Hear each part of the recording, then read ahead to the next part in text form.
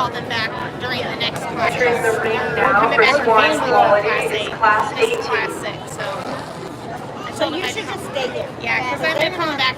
They're going to come back during the next one anyway. I should ask Emma what classes Hayden and Roman or Hayden and Ayla are. Yeah, because if they're not in. What class is Ayla and Maple for notes?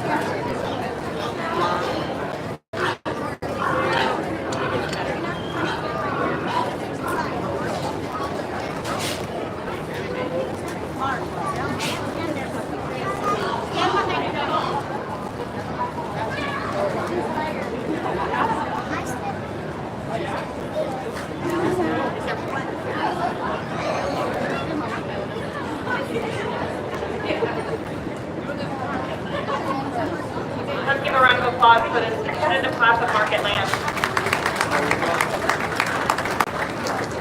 I think certainly one of the more competitive classes we've had out here today as we start to get into those heavier weights for lamb.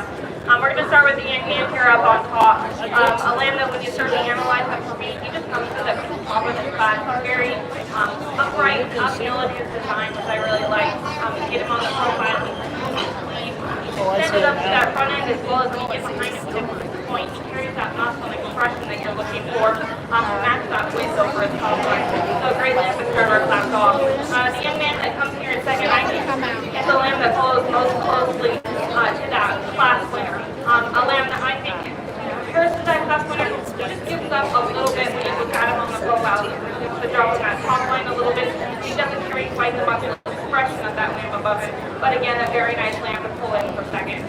For third, we have the same ladies lamb. I think move up in this class today. That lamb seems to be a tick wider across the top line.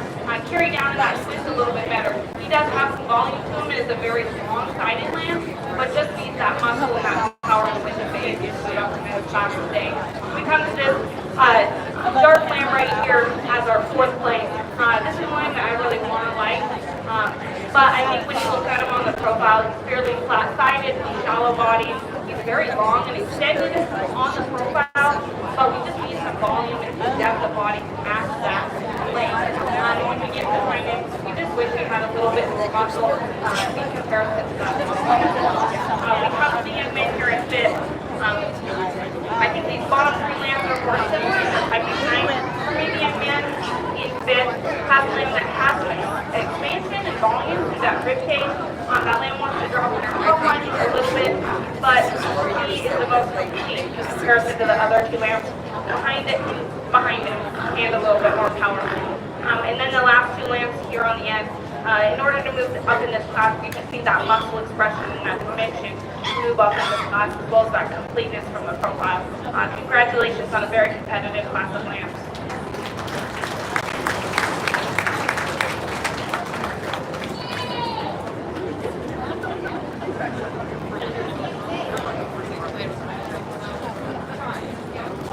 All right, let's have a hand for these three exhibitors. I'm going to have one red ribbon in here. So in eighth place, I'm going to have number 223, the biggest framed hog out here that we're looking at.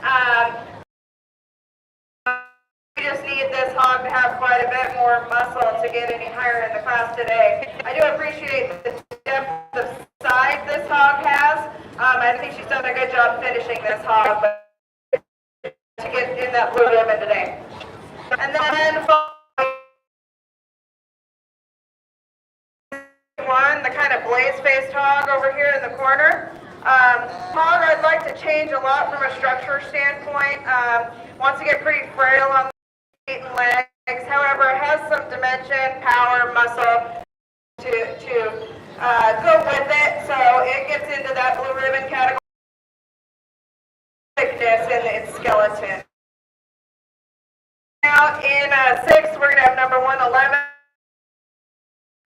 Hog out here in my foot and leg than any of the other hogs. Has some shape.